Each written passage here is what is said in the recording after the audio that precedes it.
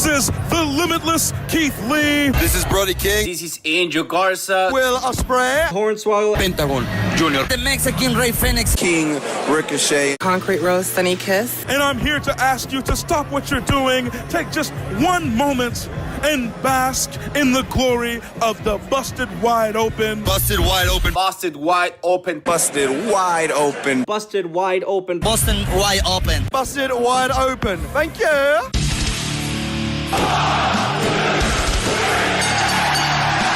You're listening to the Busted Wide Open podcast, dropping the elbow on the hottest topics in sports entertainment and the world of professional wrestling. With your hosts, Nick Howell and Sir Ian Dangerous. Coming to you from the Orbital Jigsaw Network Arena in sunny Southern California.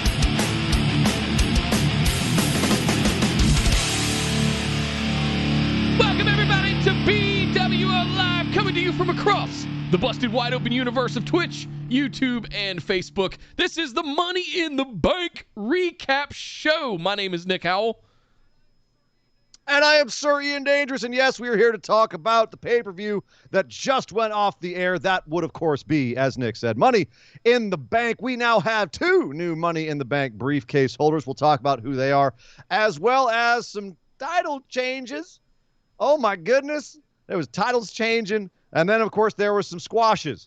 Then, of course, there was a big pseudo-surprise. There's a lot to talk about, Nick. There's lots to discuss about this show. It was an eventful show, the first major pay-per-view back with fans, and they made their presence felt, for better or for worse. In that tiny little show. Dickies But Arena Nick, in Fort Worth, we felt them.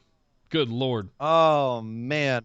Good Lord. But, Nick, we got some business to do. And then we will get into the actual show and talk about Linktree.com/BWO. You guys know where to find us at this point, but that is the one-stop shop for all the places to go. Click all the links and the likes and the shares and the follows and the subscribes and all that stuff you guys know how to do at this point. All of that organic sharing really does help, guys. Gets the word out, gets more Busted Wide Open into people's eye holes and ear holes, and that's all the holes I want them to be in, frankly, if I'm being honest. But, wow, okay, let's get back to the business before we get way too off track. Well, it was a good show tonight, and it's midnight here on the East Coast already, and I'm a little delirious after 5 hours you're of being wrestling. affected by the Discord chat. Good Lord. Nick, you're obviously being affected by the Discord chat. God. I can tell right now. We had it was colorful. Very colorful, very feisty Discord chat. Yes. I loved every second of it. But yes, coming to your holes. Yes. The BWO show. We're going to bust those holes wide open. Nick, linktree.com/BWO. Thank you, as always, to all of our patrons. If you want to be a patron, sign up at patreon.com/BWO. Help out your boys. Put on this show and get the things done. Put on shows just like this. Thank you to all who are joining us live. If you're checking us out after the fact, we do go live right after every major pay-per-view from WWE. We go live on Twitch. We go live on Facebook. We go live on YouTube. You can find us any one of those places. Come check us out if you're not already. How do we? That's the. What were you gonna say? That's all the business. We did you filled in the blank for me. Thank you. Hey, you're welcome. My but pleasure. guys, without further ado, we cannot wait anymore. We have to go and talk about the first show back with fans, and that was this year's edition of Money in the Bank.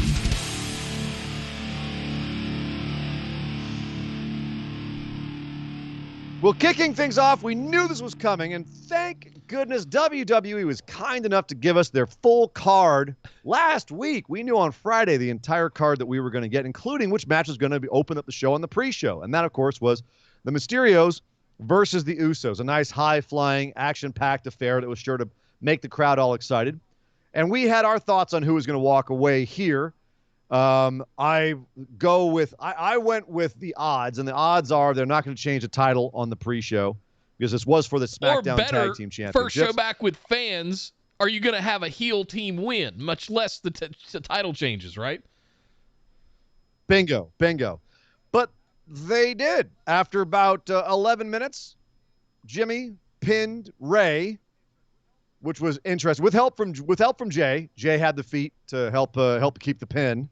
So Jimmy, yes, you got a DUI, but unlike Rob Van Dam and unlike Sabu, you're not going to get in trouble for that. You're going to actually win the tag team belts on the pre-show. Now, obviously, that's a choice. For storyline, it makes a lot of sense. You've been saying this for a while now. You think the Usos are going to get strapped, and then there's going to be the bloodline covered in gold. It's come true now. Roman's the champ. Usos are tag champs. There you go. Bloodline is completely covered in gold. Nickel silver, if you're talking about the SmackDown Tag Team Championship belts. But still, the concept is the same. And also to your point about heels winning, man, that audience was just happy. The Usos were getting cheered. Usos win. Yay. They were getting cheered. The Mysterios were getting cheered. Everyone was getting cheered. We're back. Yay. And I think if that is some 4D chess, if they planned that, I can't imagine that they were like, man, this audience is going to cheer anybody. If they were, then you know what? Kudos to them. That is some amazing foresight. By saying this, they're just going to be happy no matter who wins, because they were. Usos win the belts. Audience is completely happy, and they're fired up for the show. All right, no harm, no foul. I think it was the right call. I feel bad that the Mysterios basically had the tag belts for essentially a kind of a cup of coffee, and Rey and his son being very first father-son tag champions. In their first reign, it was just kind of lackluster, but hey, man, whatever. They had their little moment, and now we can move on, and storyline is being served by the Usos. There's two things we need to discuss outside of the title change. One, what the hell was that time warp entrance thing that the Mysterios did as they were coming out? They go through a portal in suits, and they come out the other side in wrestling gear. What? I heard somebody say in chat, what in the Stargate SG-1 is this shit? I was thinking more of the ancient aliens. Hell. Because it looked like it was like a pyramid in the background or something. I can't remember. And they come out and they've put this mask over the TV screen, and they're like in this portal, James Bond style. And what is with that? So when that happened, I was like, oh shit, there's no way the Usos are going to win now because they're giving him this whole new entrance thing as a team. That really, because that's where I thought the fix was in. I'm like, they gave him a whole new entrance, but the graphics looked like, some college student in the rec room put it together in 20 minutes and sold it to him on a laptop with not enough RAM. So, I didn't think too much of that, but we'll see what happens. The second thing we need to talk about is putting the Sin Cara mask aside and all Nick booking kayfabe aside. Do you see that we're, well, for the moment, do you see that we're going to go down an angle with a breakup angle between Rey and Dominic? No, not at all. And I'll tell you why when we get to our main event. Fair enough. Some business real quick. Kyle Cotton threw in 100 bits, said, I don't want to read that yet, Kyle. We hadn't got there yet. Sorry, man. I'll come back to it. Esme threw in 1,000 bits. Esme, we haven't seen you in so long. Oh! Welcome back. Esme. Coming in and dropping dimes, as always. Thank you very much for the tenor. It's been a minute since I've caught you fellers live. Here's some bits. Awesome hanging in the Discord. Thank you very much, Esme. Good to have you back. It's good to have you. And thank you for enjoying that Kraken and Coke. It sounds delicious, actually. I have some fantastic rums here, but no Kraken and definitely no Coca-Cola, so I cannot join you in that. But I might make a nice little tropical drink later and join you in the rum land, the land of rum. Sounds like a good idea. Yeah. You go to sleep, sweetheart. Some of us stay up till 4 a.m. If you know, you know. Kyle threw in another 100. Kyle threw another 100 bits. Said Legado del Fantasma is on the phone calling their lawyers for stealing their Lucha Suits entrance. I think they're safe. I don't think there's much to be worried about there. No, they're safe. They're going to be just fine. All right, so we kicked. They're not coming out. They're not coming out in bad Jason masks with some painted on tattoos. The Legado will be just. We kicked off the main show, so that was on the pre-show. I did get that one right. Yes. I took a flyer on that one. I took a lot of flyers on Friday on our picks. Nick, you took a lot of flyers. I made fun of you, and you actually had a hell of a night. We'll talk about what exactly went down with Nick's pick'ems as the show progresses, but this was a wild one. This was a wild one where Nick just went bananas, And not all your theories came true, but it's actually shocking how many you got right just by being like, fuck it, I'm just going crazy. all in. So there we go. That was an interesting start to the night. We kicked off the main show. We pulled the curtain on Money in the Bank with the women's Money in the Bank ladder match for the title shot contract. Natalya, Tamina, Liv Morgan, Asuka, Naomi, Alexa Bliss, Nikki ASH, I guess we're supposed to say it now, and Zelina Vega. I gotta say that this was interesting. The way that the crowds were reacting differently to all the different women coming to the ring gave me pause about chaotic. Who are they going to read into this backstage? Are they going to hot shot a call? What were you thinking with the different crowd reactions and how they kicked off? I mean, the last couple they've kicked off Money in the Bank with the women's ladder match. So let's go women by woman here and talk about their entrances, because Natalya and Tamina. Natalya comes out to a fairly decent pop. Tamina comes out to nothing. But when she's in the ring kicking people's butts, she gets full on booed to hell, which was wild. Because remember, she was getting cheered at WrestleMania not so long ago. They were loving them some Tamina and some Natalya. Oh, how things change when you book people like shit. Then let's see. Liv Morgan, unsurprisingly, got a pretty good pop and actually was very popular the entire match. Asuka, huge pop, was one of the top 2 pops of the entrances. And then during the match, consistently was a crowd favorite. Alexa Bliss, middling response come out. Like people were definitely responding to her, but it was all over the map. And then throughout the match, at some point she got big cheers. At some point she got no reaction. At some point she got booed. She was all over the place. The crowd did not know what to do with her. And there were some times where some of the things that she was doing just killed the match dead. You're talking about Natty? Killed it dead. I'm talking about I'm talking about Alexa Bliss. Those times she killed the match dead with some of the spooky supernatural stuff. And the crowd was just like, even Michael Cole was like, I guess she was going to use her powers, I guess. Powers, whatever. Way to sell the gimmick, Cole. Zelina Vega got a relatively good pop. She was, fairly getting a pretty good reaction from the audience. I wouldn't say it was a big or small either way. It's just right in the middle. It was fine. It was fine. Nikki Cross came out with her new superhero gimmick, which you and I are fans of, Nick, not because the gimmick's great, but because she believes in it so much and she's putting her heart and soul into it so much. And because, goddamn, it's anyone who can get that over and truly earnestly believe in what she's doing, it's her. It's for me, it's new Molly Holly. It's new Mighty Molly. Like everyone who hated Mighty Molly back in the day, I loved Mighty Molly. This is the new one of those for me. So I'm behind it. The crowd was not. They were like, yay. When she came out, she had a big spot in the middle of the match where she jumped off a ladder from the outside onto the women inside. It was almost bad because you can't, unless you've ever been to the top of a ladder, you can't jump that way. And you try to jump off, you can't. If you're trying to jump off sideways off a ladder off the very top, when you push your foot off, the ladder's just going to go backwards, and you're going to stay right where you are. And that's pretty much what happened to Nikki. She barely got any forward momentum. She at least knew to put her foot kind of on the lip and push up and off. She still did. Well, she barely made it to that ring, and those women had to do a lot of work to pretend like they were collapsing. That was very close to being bad.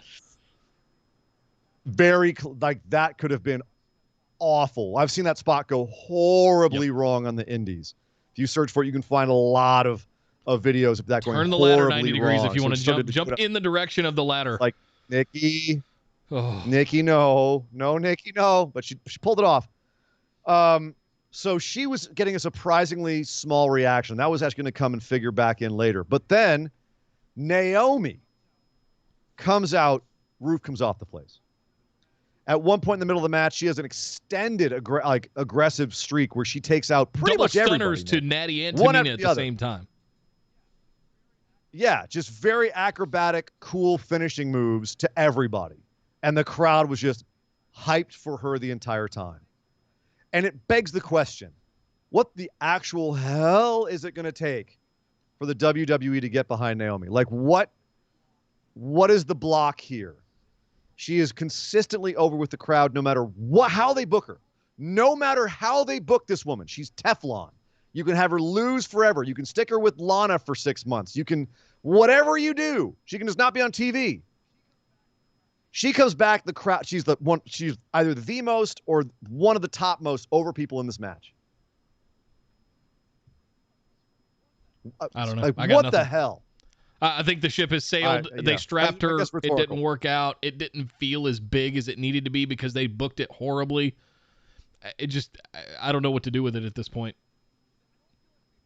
I don't feel like they booked this match horribly necessarily. They just booked I feel like it she's very another tightly. Cesaro. And I feel like Cesaro, very over with the crowd, gets the opportunities, but maybe doesn't make the best of it or doesn't have the best booked scenarios to make the most of it. But you're still going to get that fan reaction regardless every single time. She does have the classic kind of good hand problem where WWE just sees her at a certain, like a Dolph Ziggler. They see her at a certain level. You're never going to be more than that. Go out there, make the crowd happy, and thank you for your service. And that's I hear it. Dana Brooks looking for a new tag team partner. Yeah, it's wild. Oh,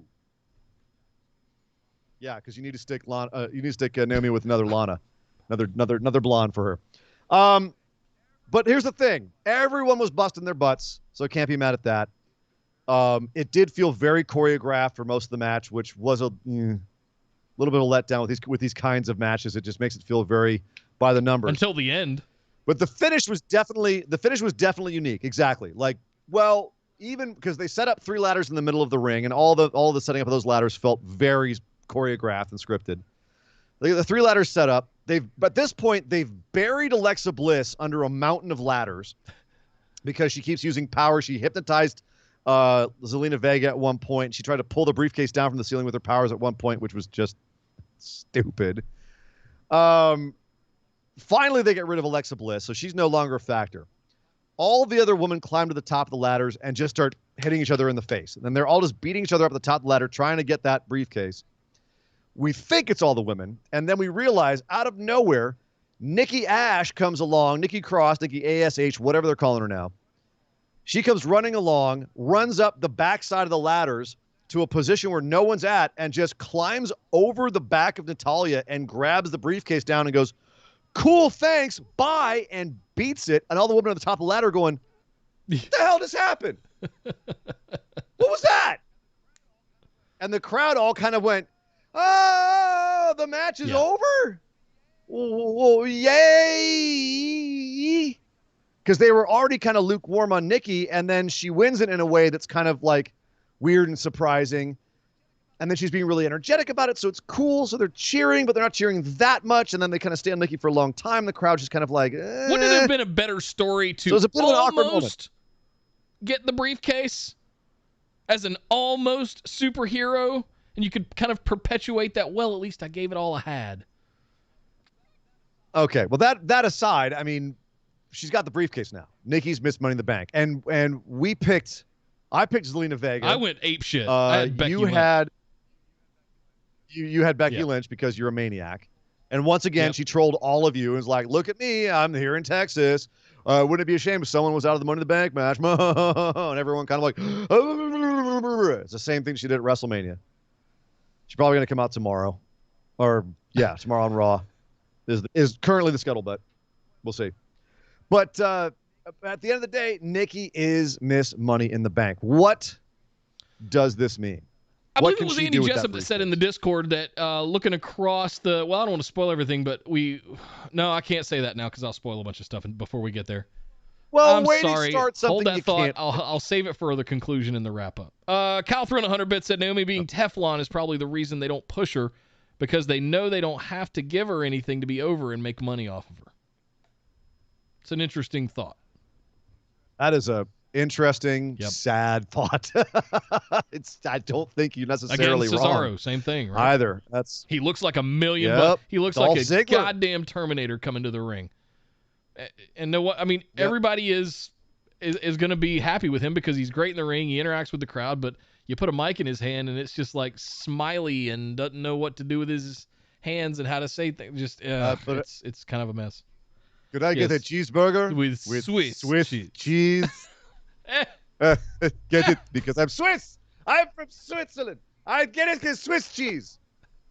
Only jokes we have for Calder, Mrs. another R. 100 bit, said Nikki winning this is probably the luckiest booking decision anyone has gotten, given the contrast of Nikki getting the pin drop, no reaction, and winning for the sake of her long-term career health. Nobody likes Natty at all. Believes Xena or Liv should have won, but it's good Nikki won for her own career's sake, given the reaction. How it ended made everyone look dumb. That's the part that I'm hung up on. You're in a spot where you are trying to have a very progressive women's division, and for the most part, you have some of the best women's wrestling and wrestlers maybe on the planet in your company across NXT and main roster.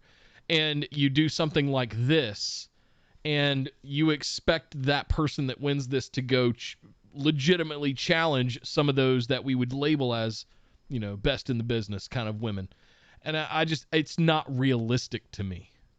And No, but I think that she's in a position where she has she can run out. She has been opportunistic before, right? And it wouldn't come across as a heel trait. She's calling her shot, right? And usually we would say, oh, a face is going to call their shot. They're not going to run out at a weird time like Bobby Lashley or like Miz, and cash in opportunistically. Like she would do it, but in a way where you'd kind of root for her. Be like, there's no other time I could do this. No other time I could get this opportunity, but right now. So I do think it works in theory. It was definitely one of those ones where I kind of said, we passed right over it. We're like, there's no way they're giving it to her. And they did. And it's like, okay, well, now that they did, what are the parameters? What does that mean? I think it should have gone to Liv. Could she be the champ? Liv got the pop. Liv's been getting the push the last couple of weeks. Been cutting killer promos, winning matches. But you know what? But to that point, yes, she has. Does she need the briefcase with the trajectory that she's on right now? I think it would have been a nice stamp on that would have kind of solidified the work that's been happening the last month or so. But I feel like the way she's going, she might get herself, or they might book her into the main event scene without needing to have the briefcase.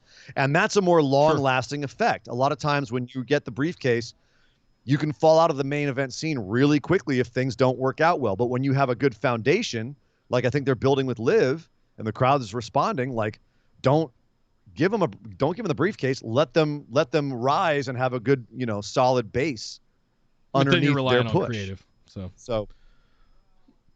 Well, yes. As you always say, they have to win. Obviously, neither of us got this one right. I don't think anybody would have gotten this one right. Frankly, this was out of the very blue few, for sure. Very. Vegas was very wrong about this. If you one. dropped a G on Nikki ASH winning Money in the Bank, you're really happy right now. Take me out. You're probably not listening to this show on Twitch. You're probably have your own show on like TNT. So speaking of big meals, Omos and AJ Styles faced off against the Viking Raiders. The Viking Raiders, as Kayla Braxton would say, the Viking Raiders. Yeah. Calm down there, Kayla. AJ Styles and Omos versus the Viking Raiders. I had zero expectations for this match, Nick. It was a lot of fun. The whole first half of the match, one of the greatest wrestlers of all time is basically getting beat up by a couple of Vikings. And granted, they are War Machine and war. Yes. And they have the history there. I don't know if they ever actually faced each other. Did any of them ever actually face each other in New Japan? I don't. They were there around the same time. AJ Styles ever faced War Machine? Yeah, I think they got there a little after AJ left. I believe.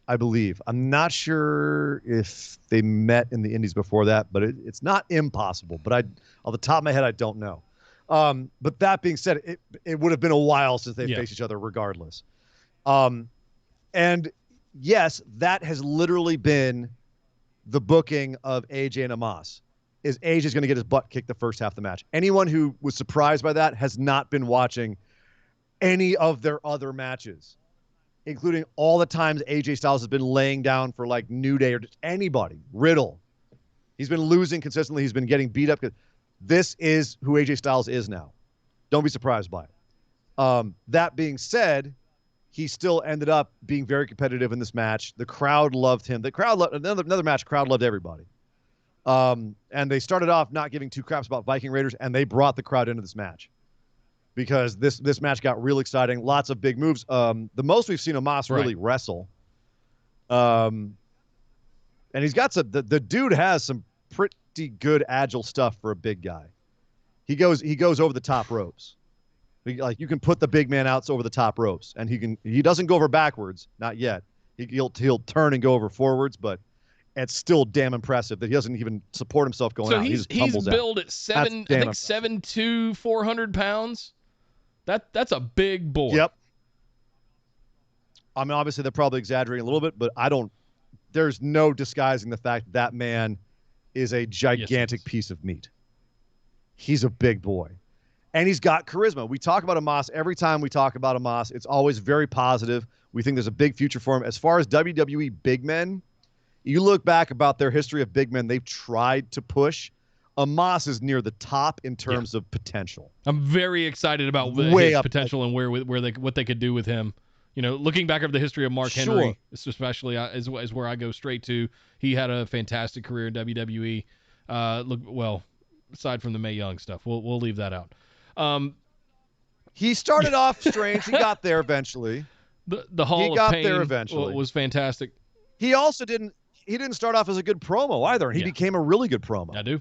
If you remember, like when he started off, he was an awful promo. So Mark Henry definitely is a guy who grew into the role. But the size of Omos, you don't have careers as long as Mark Henry's. Mark Henry's a bit of a freak in terms of how long his career went. You know, you think more of like the Giant Gonzalez's and the great Khali's, all of whom Omos is head and shoulders better than. And he's bigger than Braun Strowman. So as much as Braun Strowman was also kind of in that league, he was a bit of a hybrid. He wasn't big enough to be like the top super heavyweights, but he also was. He was 385 pounds. That was a big man, right? They might not have. Well, it was mostly just muscle. He was 6'8", beef, just size. Yeah, he's definitely lost. He's trimmed up so much, man. Yeah, for better or for worse. I know he's healthier, but it definitely took down some of his impressiveness. But that's neither here nor there. The bottom line is that AJ Styles and Omos versus Viking Raiders was a surprisingly good match. Also, unsurprisingly, AJ Styles and Omos win. Omos puts Eric down with the same move he took him out with on Raw. Gigantic power slam. Power bomb. What am I talking about?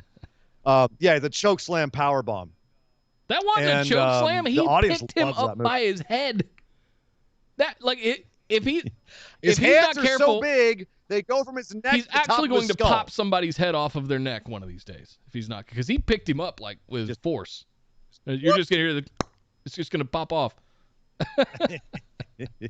Kyle threw in 100 bits here. Said it felt very. I guess we're going back to the Money in the Bank. Okay, it felt very Otis type decision, especially not cashing in on the Rhea and Charlotte match, given the last 3 months of story. Would hate Nikki being the story of something where Rhea should be the focus, and it would make sense. Kyle, hang on with the Rhea stuff until we get to that match. Yeah, we'll get to the Rhea. We'll get to the Rhea. She's coming up. She's coming up. But at the same time, I do agree with him. It's a little Otisy, where they're taking a storyline that's happening that's hot right now, and they're putting the briefcase on her, but they may have second thoughts if the angle drops off or they lose creative on it or whatever. It definitely feels like they're trying to capitalize now, and then if it doesn't work out, they'll just strip her a bit later. So, which is unfortunate, but that is. I took a flyer on this one with the Viking Raiders. I thought there might be a chance. This is one of those flyers that did not. I picked that because I also picked the Usos to win earlier, and I didn't want to see both of them being heel champs for the tag teams, and I thought they might flip that. Yeah. It was noted, actually, in Discord during the show, how many heel champs Well, that's the thing I was going to hold off and had. wait till the end so I didn't spoil anything. So I didn't give away match finishes for the rest of the show. That's really spoiling it. I wasn't spoiling anything. I'm just saying, like, it's still a lie. I didn't give an exact number, Howell. Now you made it obvious. Way to go, pal. Speaking of which, Bobby Lashley, Kofi Kingston. Guess who won? Bobby Lashley. Wrong. You picked Kofi. That was a terrible idea. Wasn't a and terrible Kofi got idea. manhandled. He got a little bit of offense in earlier. Terrible idea. Early offense from Kofi, and that was it. The rest was just a squash. It was not a 7-second squash like Brock Lesnar. It was just longer, more drawn out, and more painful, but no less definitive. WWE does not see Kofi Kingston as a champ. They don't see him as championship material. They don't think that you supporting him is worth anything other than to make another champ feel more like a heel so you can take your love for Kofi and shove it right up your cheeks. Yep. That's what this match tells you. If you're cheering for Kofi, you're cheering for a dead man walking. If you're cheering for Kofi, you are a sad little child because Kofi is not who wins matches. That's what WWE's telling you with this match. Way to cheer for Kofi, everybody. He's not a champ. Bobby Lashley's a champ, according to WWE. So if they were trying to get heel heat on Bobby Lashley, absolutely worked because that crowd came out and Kofi got a huge pop. They loved them some Kofi. And then Kofi got murdered in this match by Lashley, who's now fired up. And the crowd was pissed at Lashley. Yeah. So mission accomplished. Can we be mad at their booking if they were successful in what they were trying to achieve? And Bobby Lashley looks like $1 million. $1 million. He still looks like a monster heel. Ready for someone big to come along and Goldberg him. Face him. Charlotte one more Flair thing real versus quick. Rhea Ripley was up after that. This one was interesting because I thought it was awkward to be where it was in the match card. And I guess after it was over, we all kind of understand, but it felt like it was in the piss break match spot after the first couple. Because it was a piss break match. That is your WWE Championship. That is your top title. Doesn't matter. It's not a matter about the title. It's a matter about the story you're telling. That's what WWE has always done. They're doing beatdown squash matches at the third slot. Yes. It doesn't make. The second this came out third. Yes. The second this came out third, I was like, well, Kofi's about to die. Because there's no way you're going to put this. This was a competitive match. They wouldn't put this here. This is the sent out to die match. And Kofi was sent out to die for your sins. Charlotte Flair versus Rhea Ripley. It's time, Kyle. We're going to talk about this controversial match. Lots to discuss about this match, Nick. Oh, boy, lots to talk about here. First of all, both of them got pretty good responses coming out. We were worried about Rhea's reaction from the crowd. They do love them some Rhea. Okay, she's still pretty over. Not as over as she could be. Unsurprising given the absolutely abominable booking she's had since WrestleMania. But she is still over. Charlotte, of course, is still Charlotte. Looks like $1 million. Fans react to her accordingly. She's great at getting in the fans' faces. Fans getting a little rowdy at the beginning of the match, talking a little smack. Charlotte responded by crotch chopping them and flipping them all off. She did more to establish who is the face and who is the heel in 2 seconds than they've done in 2 months of storytelling between these women. Rhea come out high-fiving people, and Charlotte comes out and flips everybody off. Where was this for the last 2 months? Why did we not know who was the face and who was the heel in this feud until just now in this match? And how did the crowd respond to that? With, we want Becky. We want Becky. Ooh. Ouch. So unruly crowd at the beginning, crapping on the match. And these two women went out and put on such a badass killer match with so many hard-hitting, creative spots that they brought that crowd back around. And 10 minutes later, that crowd was on their feet chanting, "This is awesome," for the two of them. That's pros. That's amazing. Professionals. That is high-level professional I still say this match stole WrestleMania last year during the pandemic. Go back and watch. I love to go back and watch them. Go back and watch this match again. As weird and awkward as it is in the silent performance center, watch it again and watch those two women work. It's all the potential in the world. This could be one of those. Obviously, I think Toni Storm and Rhea have the fight forever dynamic between the two of them. This could develop into one.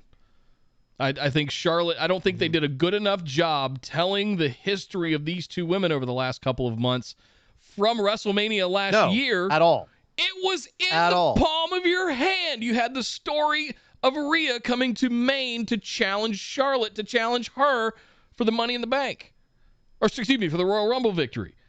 Where is all of that? This was such a waste, but it was such a great match. And this is they took a pile of shit, and they made a chicken salad out of it. Is the best thing I can say about it. They took terrible booking and an unruly crowd and ended up having, in my opinion, the match of the night. Yeah. I don't know. The main event was pretty good. Some great main event was pretty good. I thought this match did not deserve to be this good. The main event, yeah. We'll get to the main event. I thought the main event was by the numbers. This one surprised me a lot, and it caught me off guard a lot. There was at one point Charlotte gave her a natural selection from the top rope, and I was normal like, that's natural selection won her the NXT Women's Championship. How many right. titles has she won with just a blockbuster, basically? So yeah.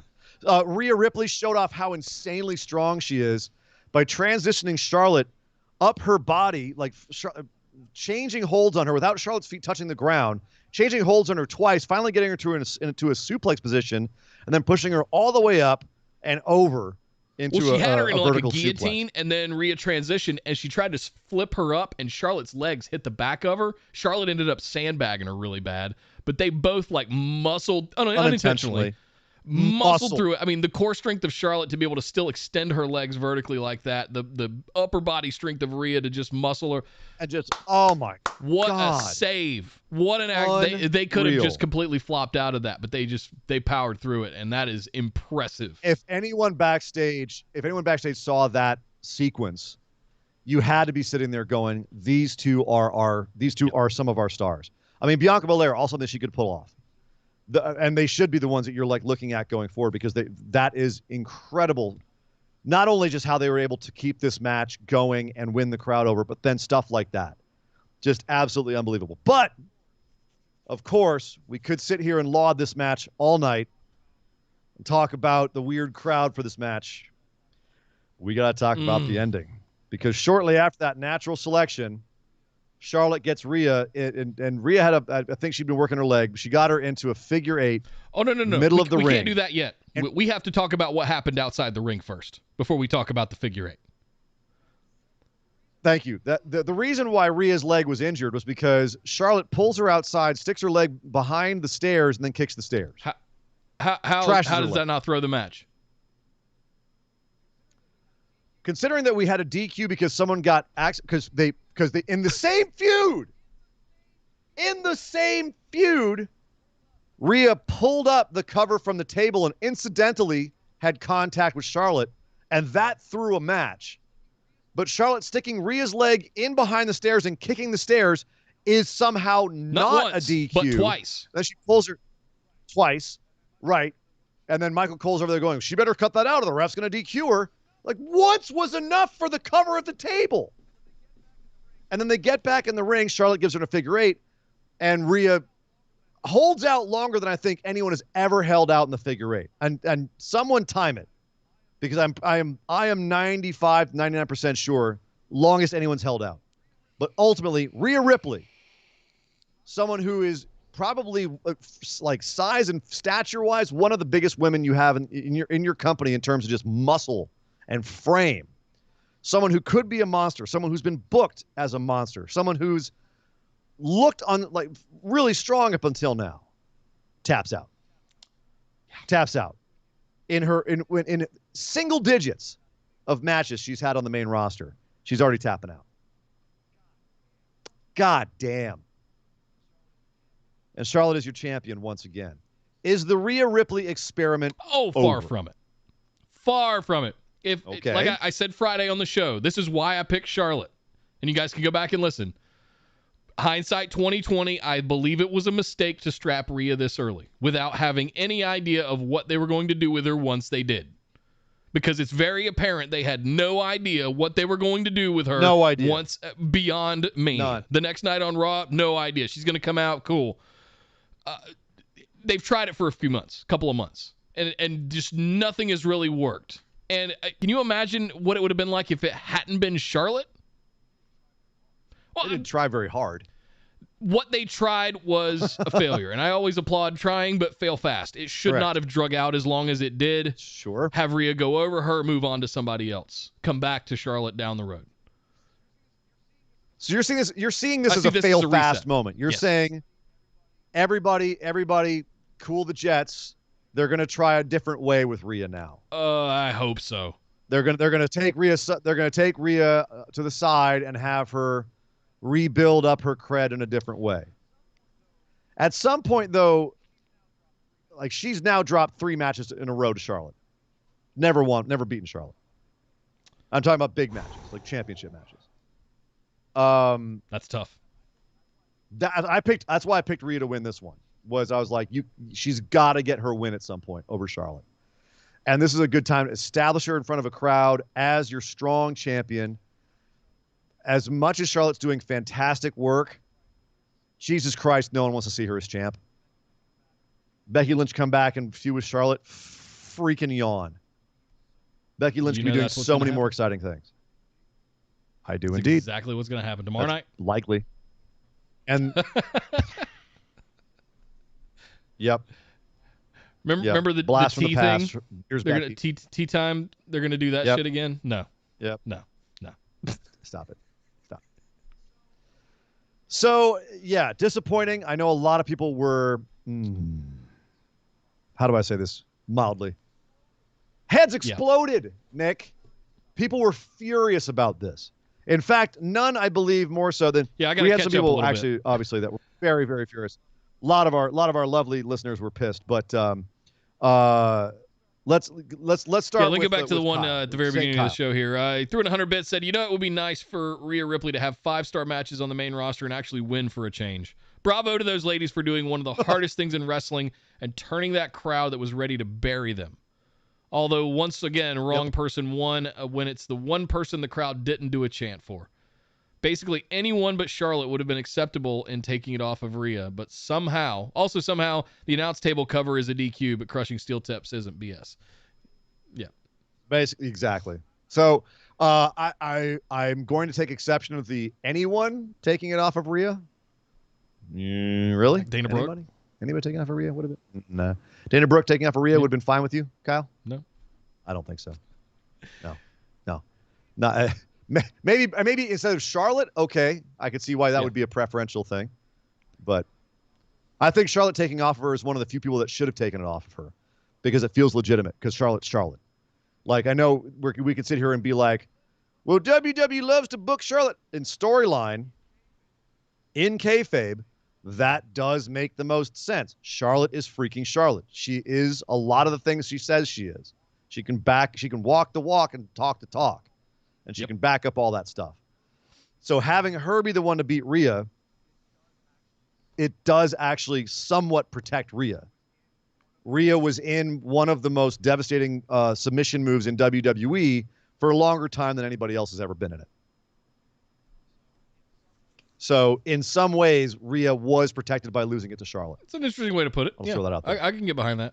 JB resubscribed with a tier 1 sub for 12 months. That means you get some good. You get some chicken and you get some special 12-month chicken. You got that brand new golden bucket of chicken. Look at that thing. She got the golden bucket of chicken. Ooh. Wow. She's got a golden bucket. She's got a golden bucket. Are you doing that? Because I've got the golden ticket. Yes, that one. Yes. Esme threw in another 1,000 bits. Says hats off to these ladies. This crowd all didn't deserve such an awesome match. They handled it like professionals, poise, grace, and class. Pros. Absolute pros. And look at it from the perspective of Rhea Ripley. Forget the wrestling stuff that we often feel as fans. You just went in and you laid down for Charlotte Flair. There has to be some way of looking up to what she's accomplished in wrestling when she didn't really set out to do it in the first place, and what she's been able to accomplish had the teaching. There has to be a respect for, if I'm going to lose, I want to lose to that. Right? All right. Right. Thank you, Esme, very much for the 1,000 bits. Kyle threw in another 100 bits, said this match was honestly better than their Mania match, to be honest. I don't know. I think it might have been. The Mania match was more pure, but this had a crowd, and this had bigger spots, and this had, I think, some stuff that really shocked me. That natural selection from the top rope, I was like, the match is done. And it was not. And they kept going. So very shocked. I don't know, Anna, what was I saying? I'm getting called out or something. You want to fight? Is that what this is? I'll throw down. Come on. Start this right now. No. So I did pick Charlotte. I gotta show it. I did pick Charlotte, because I thought it was time to do a reset. I'm curious to see what happens. Does it end up being Becky and Charlotte? Do we get Rhea Charlotte 3 at SummerSlam? We probably got one more pay-per-view in between for August. Oh, that is SummerSlam is next, right. buddy. All right, 23rd. Doing the Hell in a Cell and the Money in the Bank thing, like switching that shit around, really screwed me up this year.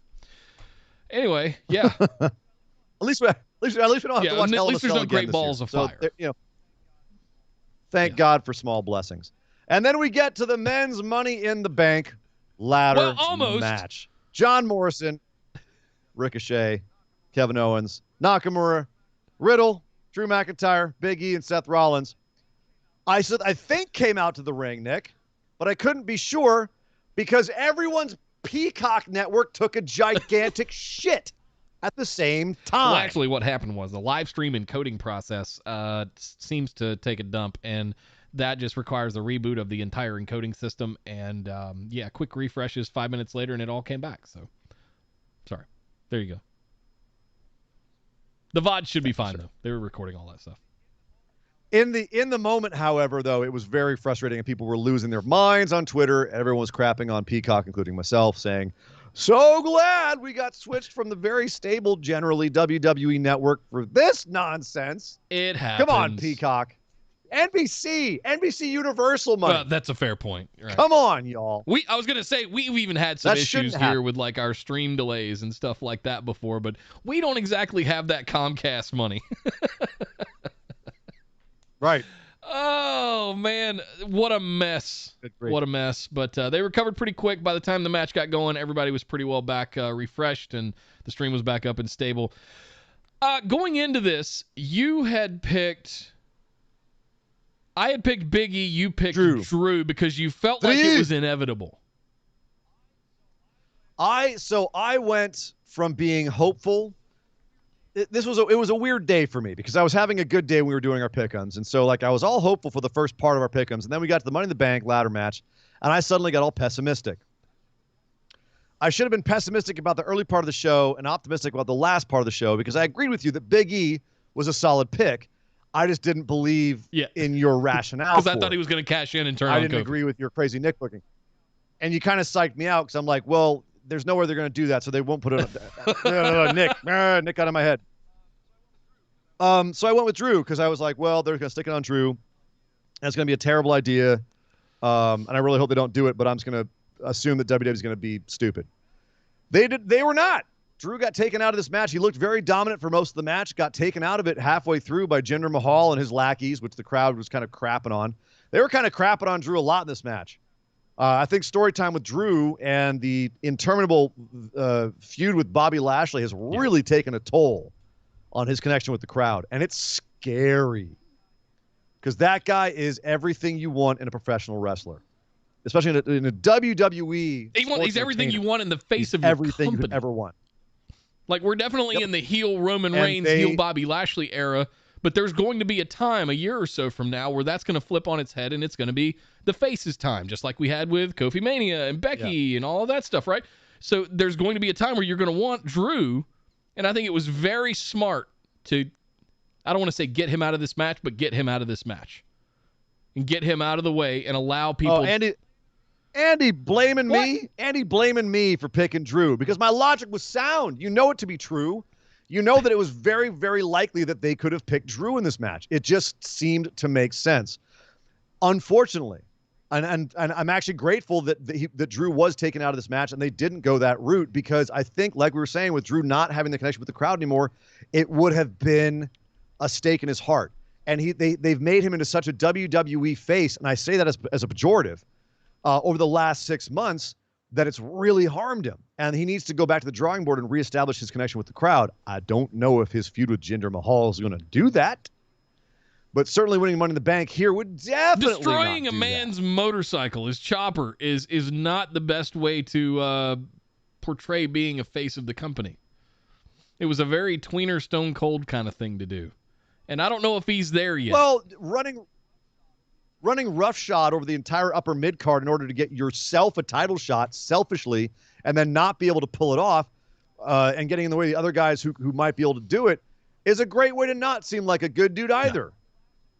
Bobby Lashley was getting better fan responses on Twitter and still, like, until he beat Kofi the way he did. That's why they had him do it, was because people thought Bobby Lashley was a badass because he kicked Drew's ass and he sent Drew packing and he showed that he was everything he said he was. Which is kind of what you want Drew to be, only just also not the guy who's going to beat up Kofi. So, yeah, they're terrible at booking their main faces. They always have been, and Drew is another casualty of that. You know who's not a casualty of that, Nick? Kyle Cotton, who threw in 100 bits, is not a casualty of that. It's going to be interesting to watch WWE's booking of Drew going forward because he was getting one of the worst reactions of the night. That was like 2010 John Cena. Roman before The Rock held up his hand at the Rumble. Bad in terms of a face. Bit disappointed. Story time with Drew didn't get a what chant. I'm not gonna rule it out yet. Wait till tomorrow night. To be clear, notice that he actually kind of called out Drew story time as being terrible. Like he's like, because everyone can't, like when he's doing the promo backstage, he's saying, because everyone can't wait for story time with Drew. So guess what? Here's story time with Drew. I'm going to go out and win the Money in the Bank, kick everyone's head off. Boom. That's it. It shows an awareness that he knows that shit is bad for him. It almost felt like he was talking to creative. It's not going to work. I felt like the reason he didn't get a what chant is because he didn't do it. He specifically said, I'm going to do it, and then he didn't do it, and so the crowd went, okay, cool. I guess we don't have to what you think. Yep. Right? All right, cool. That's smart. And hopefully that kind of smarts will keep him doing better than he is now. I don't think he had the worst reaction of the night, but maybe if you qualify it as a bad reaction being middling, he should be one of your number one faces, and people just didn't care about him. There was a spot in Money in the Bank where he got into the ring and broke up the bad guys, beating down the good guys, and had a big old like babyface fire spot on I think it was Seth and John Morrison who were teaming up for part of this match. And the crowd was all excited about the beatdowns that Morrison and Seth were giving out. They were all fired up and hooting and hollering. Drew gets in and babyface fires all over them, and the crowd just goes silent. That's worse than a boo. That's worse than the kind of reactions that Cena and Roman used to get, where they were booed out of the buildings. Booed out of the buildings, you can work with. Silence is death. Death. That's bad. That means they don't care. If they boo you, at least they care enough to boo. So that's the thing. That's whenever we talk about like X-Pac heat, that's the shit that people turn around. If they go, all right, they turn around. If you really if there's ever someone in WWE you want to ruin, try and get everyone in your section to turn around on them. Turn your backs to the ring. That is way more effective than booing. But it felt like that with Drew tonight. Ouch. I hope he gets a reboot. I hope the thing with gender works. We've been teasing that. We've been speculating that they were going to do that for what feels like a couple of years now. Well, he's wanted it. He said he wanted it for a while. And it's just made sense. It's made sense. 3MB, fine. You call it back. But so Drew's out of the match, and who was the other babyface that I was saying? They're not good at babyfaces. You know what babyface they haven't really ruined yet? Big E. And I'll be damned, but at the end of this match, which saw Ricochet do a couple of big spots and not much else, saw John Morrison just running roughshod all over people. Seth Rollins being squirrely little bastard. Riddle had a couple of really fun spots with Nakamura. Nice little face-off between the two of them. I didn't know I wanted to see that match until now. But I would like to see a program between the two of them. Now I'm like, holy shit. Yes, please. And it saw Kevin Owens. I loved what they did with Kevin Owens in this match, where he busted his leg early, and so did most of the match on one leg, and it was all about him just being gutsy and never staying down and just being a psychopath Hop who can't kill. Until they finally did kill him by tossing him over the top rope onto a ladder in an absolute, I think it was a power bomb over the top rope onto a ladder, which just was, it was horrifying. Horrifying. And it made you believe he wasn't coming back. You know what I always hate after I see a big back. spot like that is you'll see they're kicking their leg and like kind of tapping their foot on the floor like that. Like, ow, that really effing hurt. Really, genuinely goddamn hurt. He was hurt. There was a couple of spots in this match where it looked like it really genuinely goddamn hurt. Riddle cracked his elbow on a ladder at one point. Owens came down on his knee on the edge of the ladder. Elbow too. He There's a couple of tried to times do some kind of crazy, Morrison, I don't know if it was the Starship Pain or anything. It was some kind of like sideways 450, but he tried to elbow somebody on the ladder. Was it Drew? I think it was Drew. And he just hit his elbow on the railing of the ladder. I want to say it was Seth. But anyway, regardless, didn't work out so well. But at the end of the whole thing, Seth Rollins has taken out Kevin Owens. He's the only person left. He's climbing the ladder. And then Big E shows up, gets behind him, hoists him up on his massive shoulder, and gives him a big ending from most of the way up the ladder all the way to the ground. Which just that move does not look good just on the mat. But from that height, it looked like death. And Big E just climbed that ladder, just climbed it up, just took the briefcase off, and he is your Mr. Money in the Bank. Nice. Nice. I've got nothing else to say, but cool. Should be a good one. The one question I have for you, Nick, is, as we were saying, faces tend to not hold on to these for very long because faces tend to not be the sort of scurrilous, opportunistic, I'm going to hold it until the right time and then cash in. They're going to go right to the heel's face and say, I'm going to cash this in on you. How long does Big E wait before going to Roman Reigns and being like, now it's my time? I don't think it's going to be Roman Reigns. I want my shot. So, Nick booking 2.0 time. We go. Okay, so my the first one prophecy fell through. didn't go through the right way, but what if So it's not 2012 the world's coming to an end. It's 2014. You did your math wrong? Or 2024 actually is what it's going to be. We misread the Mayan calendar in 2012. It's actually 2024. So you retranslated the Mayan calendar, and now Big E's not going to turn on Kofi. He's going to go What's he and do? redeem Kofi's honor against Bobby Lashley by cashing in on him as a way of, after that beatdown, that merciless beatdown that he gave one of his best friends and 10-year tag team partner Kofi Kingston. After Goldberg, SummerSlam, Bobby Lashley barely retains against Goldberg, and then Big E comes out of that match and just goes, "Hey, remember Kofi Kingston?" I like that. You think that's going to happen? I like what the Mayans are saying. I like that a lot more than the other. Well, I believe it's possible a lot more than the other one. The other one, I did not believe it was possible. The Mayans sounded like they were off on that one. This time, I think the Mayans are right. This time, I still think Drew's going to have his thing with gender at SummerSlam and then draft the following month, a few weeks later. I still think Drew's the next big opponent for Roman Reigns later this year. Yeah. They're going to have to rebuild him. But I think that's the way to do it. It's something fresh. It's something for him to come out and promo about. Yeah, right now Roman is way cooler than Drew, and that was proved by our main event, which was Roman Reigns defending his Universal Championship against Edge. Epic entrances, crowd, huge pop for Edge. Roman's music plays beautifully to a crowd. Final boss music. God, it was the first thing you hear when you come back after Mr. McMahon goes, "Well, the hell were you? Where the hell were you?" He takes off Roman Reigns music. First thing you heard if you come back from the pandemic. Tonight, Roman Reigns, Sasha Banks. Roman Reigns' music plays again. He comes out to the ring, big epic entrance, big fight feel, Roman versus Edge. And then we get, Nick, what I can only describe as WWE Wrestling 101 for the first 15 minutes. You got to give a hat tip to Edge's pop, too, when just good God. I mentioned it. I said a good big pop. We talk about how big Roman's entrance is, but that was, I needed that in my soul just to hear that roar again after Rumble last year. So absolutely loved this. But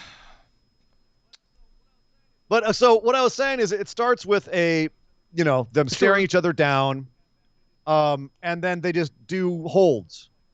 for the first Well, they like 10 interacted with the minutes crowd of a this little damn match. bit. Now, Got everybody hyped up and revved up, and then they did rest holds to the "you can't wrestle" chants of the WWE universe, kind of perpetuating exactly what they were saying. And I'm like, right. just what? This is Edge and one of the most athletic, jacked dudes you've got on the roster, and you're going to do rest holds in the middle of the ring for 10 minutes. And it took a while for this match to get going. And that may have been their way of transitioning from the Money in the Bank ladder match. Calm the crowd down, settle them down, and then build them back up into this match. And if so, it was effective, but it definitely took me out of the first half of this match and took me out of the story, which was Edge has Roman's number. He sure as hell didn't look like it for the first 10 minutes of this match. At all. And maybe that was the point as well. Maybe that was the story they're trying to tell. Whatever it was, it didn't quite sell to me. I felt like it was a little bit too obviously WWE scripted for the first half of this match. Like, just, I've seen it a million times before. I know how this match goes. I can call when everything's going to happen. And I did. I'm like, okay, well, now Edge is going to get a hope spot and then Roman's going to slap him down. Yep, there it is. And it was very, very, very basic. Thankfully, the second half of this match rocked ass. Just kicked ass. Like, and two of the best guys in the world at doing this.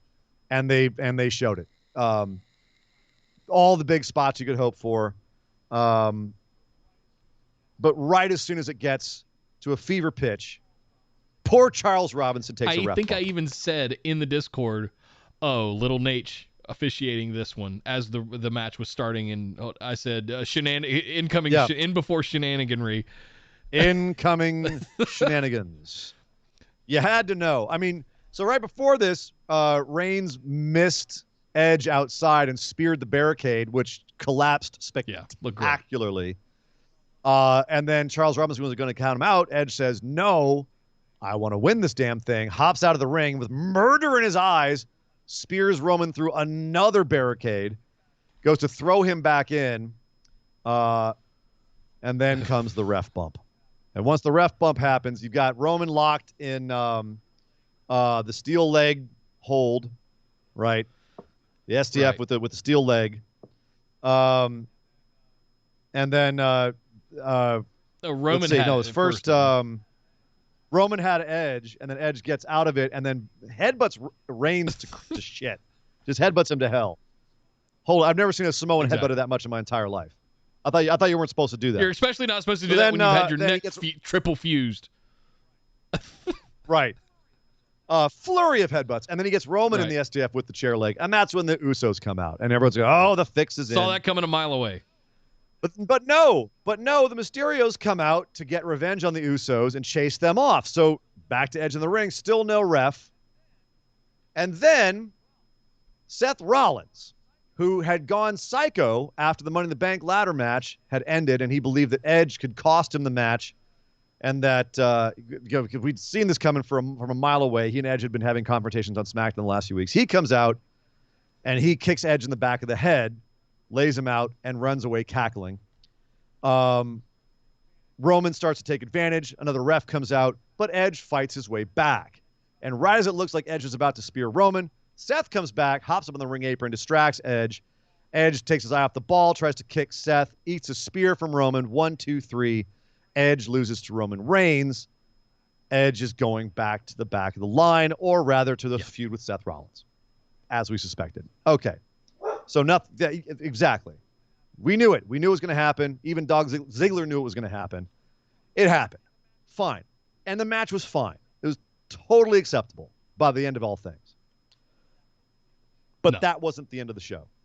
Paul Heyman is handing Roman Reigns his title after the match is over to the tunes of that. Roman holds his hand out as if to get a mic. It looks like we're going off air. I was like, no, don't go off air yet. Don't cut the feed. They're still doing shit. Roman wants a mic. Let him talk. It's still stuff to happen. Yeah. Let him talk. So finally we cut back over to the right cameras, and Roman is handed a mic, gives a quick little promo, basically saying there's nobody else, all that other stuff. Acknowledge me, etc., etc. Yeah. John Cena. John Cena. Yep. Comes running out does the John Cena 101 at the top of the ramp, everything. holds up his new towel, I guess. A whole John Cena and entrance. comes baseball sliding into the ring. Doesn't really interact with Roman much. Runs the ropes. Eyeballs Roman. Gave him a you can't see me. Right as he little walked thing, out. But how do we not revisit the John Cena Roman Reigns promo off of 5 years ago? Why do you need everything right away? Don't you have any patience? You're going to make me wait till Friday for that? Oh! Yes! Tune in Friday to see what happens next on WWE. Come on, But Nick. I want it now. I know you do, sweetheart, but you're going to have to wait. That's just how life is. Tune in Friday to see what John Cena's doing back from the funhouse with half his hair. That is a serious comb back on the top there. There was a couple it looks all good on the sides. As soon as you get that hard cam and he turns to the back to the crowd, it's like, oh no, oh John. This John Cena spot is brought to you by male pattern baldness. Hey, Catherine 100 bit said I was mentally checked out basically until Cena's music hit after the Rhea match. But I want to say I hope Charles Robinson is okay. We did see actual medical staff come out to the side of the ring, so I'm not. Yeah, it looked like he might have. Yeah, might have taken a little bit of one. How that bump went, that could be a ligament, and they kept the camera off of him. You see medical come down, yeah. Roman kicking out early from the crowd chant made me think Charles got hurt. If so, get well soon, little Nate. You are the guy that was vets interesting. Want in the ring and hope all is well. Yeah, that was interesting. At one point, Edge had Cena pinned when there was no ref. And you're already moved on to the next feud. Spoiler alert! Because we write this shit. At one point, Edge had Roman down, was pinning him. Was in the part of the match where Robinson was out. There's no ref, and the crowd started chanting 1, 2, 3, and Roman just kicks out instinctively at 2.9, and then we cut to see a ref run down the ramp, and the ref jumps in and he pins him again, and Roman kicks out. I personally, what I think happened there is it was so loud in there, Roman genuinely didn't know if there was a ref counting somewhere, and so he did it to be safe. I would bet so much money that's exactly what happened. That Roman was like, he might have had his eyes looking around like, I can't see the ref, I can't hear the count, but the crowd is chanting like, Just threw I it also out love just how to be Edge safe. pinned him right there. He took his time. He did one of those kind of lazy rollovers on top and hooked a leg. And it gives you that kind of momentum and the hype, lets the crowd build up a little bit. Oh, it was so good. That moment was awesome. So, yeah, but that's it for Edge and Roman. Now we're moving on to something else. We're moving on to Edge and Seth, which great. That's going to be awesome. Put in our eye holes. We're totally fine with that. But now we're going on to Roman and John Cena, something we have not seen since 2017, when John Cena was still John Cena, but Roman was a very, very different Roman Reigns. And if you recall, they tried to kind of break the fourth wall a little bit. We were doing our show for that feud. It was one of the first feuds we covered. And one of the things we were talking about with it was how awful it made Roman look, because he was trying to promo on Cena's level, and he couldn't.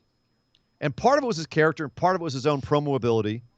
But part of it was they were going to break the fourth wall a little bit with it, with who they really were, who they represented to the company. And John Cena felt like he was so head and shoulders more of that than Roman Reigns was, that it was uncomfortable. And they were trying to tell us, no, Cena's missing a step now. Roman is now the guy. And we were like, Cena is obviously still more the guy than Roman is. Here we are 4 years later. And Cena, frankly, is starting to show a little bit of that wear around the edge. Like I said, he's going to go talk to QT Marshall about some hair tips. He's got the, he's off. He's having a movie career. He's a part-timer, full-on part-timer now, the thing he always used to talk shit about. And now Roman has one of the best characters in wrestling. Now Roman is killing it week in and week out. He hasn't cut a bad promo in years. We're about to have a goddamn fantastic feud. I'm glad you said that. And Nick, we haven't mentioned this yet. Not only are we going to have a fantastic feud, not only does Roman and Cena have a lot more to work with now, But Jesus Christ, that pop for Cena.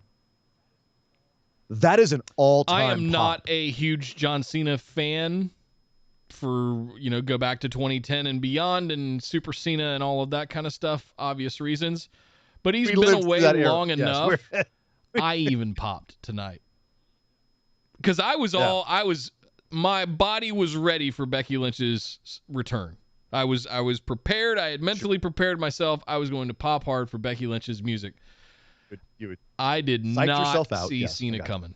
And I went, oh, shit! And immediately in 3 microseconds, all of the history of Reigns and Cena. Here's the thing. Much like I was bitching about earlier that they didn't use the history for Rhea and Charlotte, I hope they lean in hard on the history for Roman and Cena. If the past feud is any indication, they have no problem doing that. Right. Breaking the fourth wall involves history. You have to involve history. God, please. So I hope they do. I really, truly hope they do. So now we know what our SummerSlam main event is. Roman versus Cena. That's a goddamn good one. You get that and Lashley versus Goldberg. That's a big goddamn SummerSlam. Hey, card. Catherine 100 bits has said, if Cena and Roman is a classic, we need to have a serious conversation about Cena taking away Mr. SummerSlam from Bret Hart. Bret Hart will always be Mr. SummerSlam because he never ate 17 suplexes from Brock Lesnar at SummerSlam. He was 16. 16? 17. All right. I'm going to call it 17. To grow on. Yeah. I'm just going to call it 7. Just, you know what? For tonight on this show right now, 17. It's 17.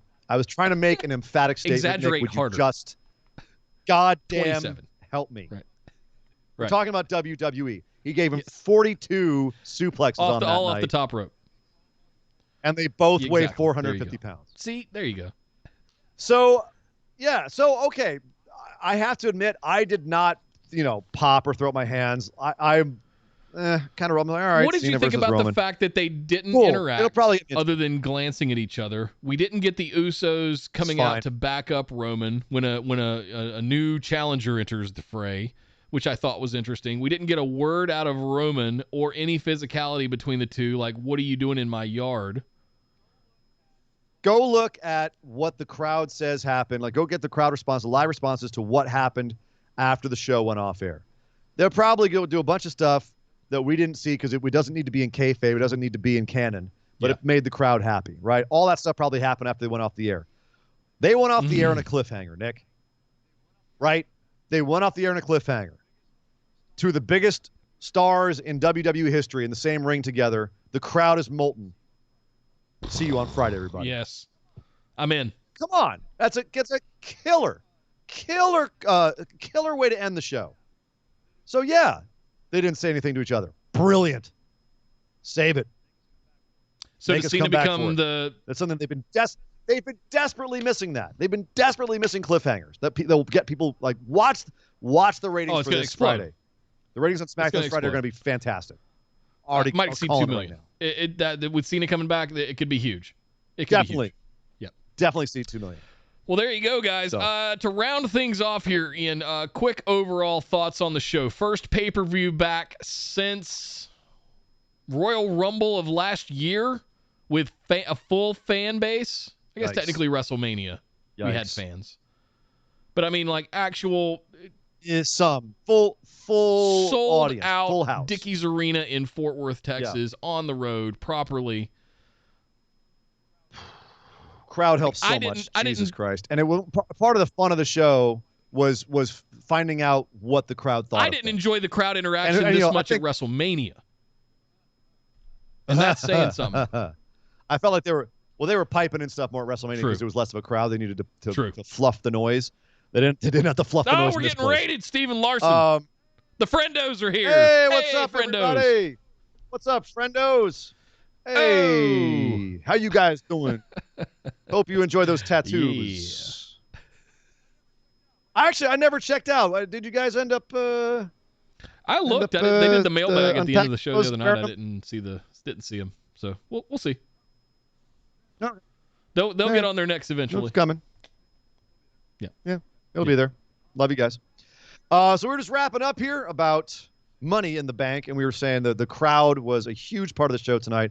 So nice to have them back. So interesting to hear their reactions to things that they haven't been able to react to live for a year and a half.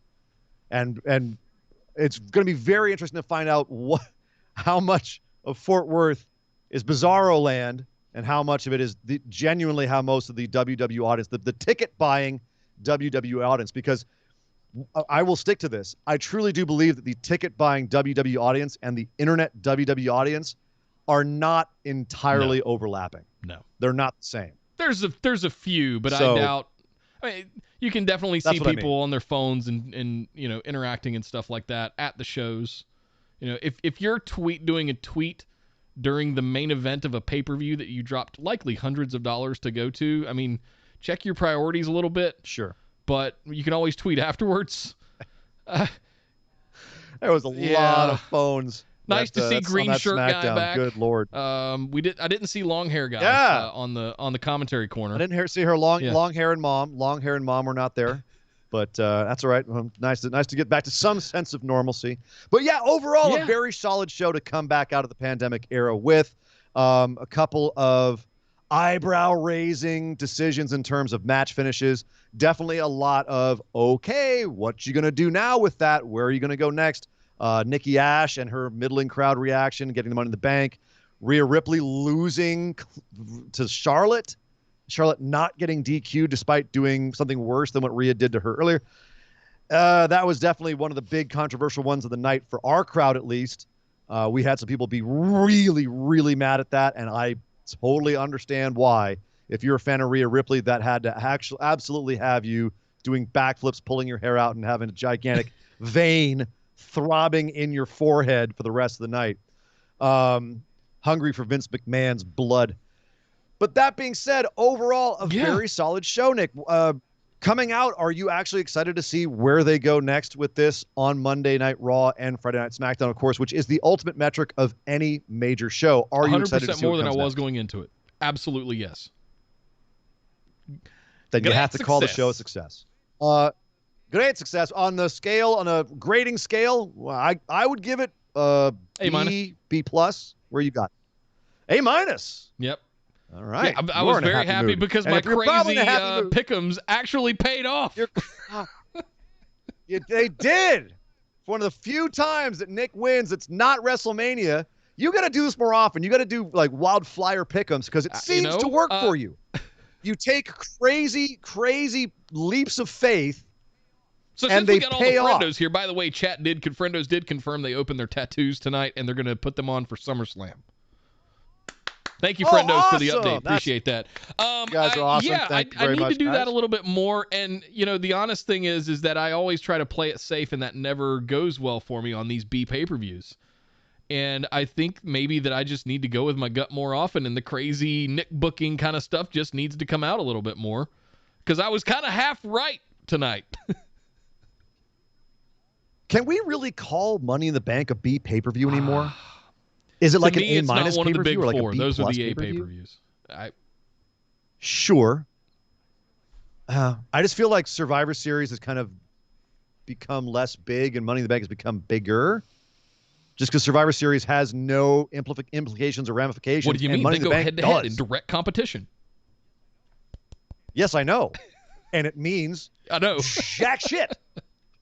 So anyway, but yeah, so here you are with 4 correct. I got 3 correct. I bombed on the show tonight, so it's a good thing that we're not going head-to-head with Larson and Steve on this I was one. here to save the day, though. But yeah, well, touche. You had some crazy ones I called right. Charlotte. I called Big E. I called Usos. That was it. Those were my crazy flyer ones.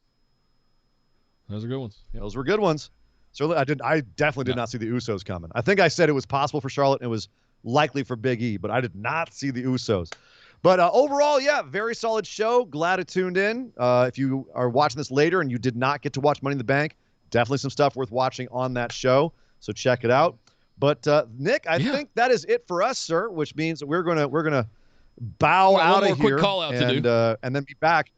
Let's see. Calvin 100 bits said Money in the Bank is like King of the Ring was in the '90s. I like that comparison. I feel like we could do things. Not one of the big ones, we could do more with King of the Ring in modern times. I feel like we could do more with pay-per-views having ramifications beyond that actual show. beyond Stakes. his title matches. Money in the Bank is important because it has Stakes and stakes weights, that baby. usually lead to WrestleMania implications more often than not. 8 months later. Yep. So that's why I think Money in the Bank is such a big deal. I'm trying to get my head around doing it a month later than we normally do. We normally do it in like end of May, early June, month out of Mania. But this year being a little bit more removed, I kind of dig it, if I'm being honest. It gives some times for some things to marinate a little bit, to let people develop some new characters and whatnot after WrestleMania, the reset of WrestleMania. And we got a really nice show tonight out of it. So I have to keep that in consideration too. Yeah. I think it was a better one to have in front of a crowd instead of Hell in a Cell. Come back in front of a crowd with Hell in a Cell would have been terrible. Coming back with just like a random Great Balls of Fire pay-per-view would have been a bad idea. Coming back in front of a crowd. Not so Extreme Rules. Yeah, somewhat extreme PG rules. Money in the Bank is a great one to come back in front of a crowd. So I thought that was a good call. Yep. So there you go. But if you want to come back and check us out some more, we are going to be here on Tuesday talking about Monday Night Raw. And oh, dear God, we're going to talk about Slammiversary because my heart's still palpitating. I'm still verklempt. No spoilers, after Slammiversary. My goodness, a lot happened. No spoilers, chat. If you want spoilers, go to Discord. Go to the internets. They're everywhere because it was madness. There was so many things that happened on Slammiversary. We're going to talk about that and Raw Tuesday night at 5 p.m. Pacific, 8 p.m. Eastern, and then our mailbag after that. And, of course, Friday after SmackDown, we're going to let Nick off the chain after we see Cena and Roman on Friday Night SmackDown. We of course, go live right after that. So thank you, everyone, for joining us tonight. Thank you all the friendos for stopping by. Linktree.com/BWO for all the links to all of our socials. Get into the Discord. Get into our Facebook discussion group. Lots of activity happening all day, every day in both of those platforms. Pick one, whichever one you like. YouTube.com/BustedWideOpen is our YouTube channel. You can find replays, mailbag episodes, all kinds of good stuff over there. Thank you for subscribing. Follow, share, do all that stuff you guys know how to do from Linktree.com/BWO. But my name is... Am I seeing this right? Hold on. Before we get out of here, I'm seeing in the chat, people are saying Cena is going to be on Raw tomorrow. Then why did he come out for Roman? Odd. I don't know. Oh, God. Well, I mean, he's Cena. He can come out for both. Maybe. Well, you said it. Yeah. Why wait till Friday? Don't make him wait till Friday. Yeah. I mean, there you go. It might be good for both. Them Raw ratings. Oh, them Raw ratings need it. Yeah, they just said it in the chat. Them Raw ratings need that. Yep. Oh, they need definitely. It. Big shout out to patrons. Thanks everybody for all of the bits and subs here on Twitch tonight. Really appreciate it, you guys. It's opening. Oh man, they are shameless Absolutely. in WWE. Raw's not doing so Call good. Up the Cena. Call the Hey, Cena. when's Taker coming back? That's the big question. How are we going to have Johnson. Taker back by SummerSlam? We can't. Right, we can't book our existing talent well. So get the old talent that people They'll mark out for you. All the lapsed fans that quit our show will come back for. Get me John Cena. Oh God. Anyway, let's get out of here, guys. Hey, Everybody have a here, Nick. great night. Until next time, my name is Nick Howell. You can find me on Twitter at DataCenterDude. And I am Sir Ian Dangerous. You can find me on Twitter at Sir Ian Dangerous. Somebody stop the jam! This show is part of the Orbital Jigsaw Network. For more episodes, subscribe to us on iTunes, Google Play, or Stitcher Radio. For details and show notes from each episode, check us out, orbitaljigsaw.com.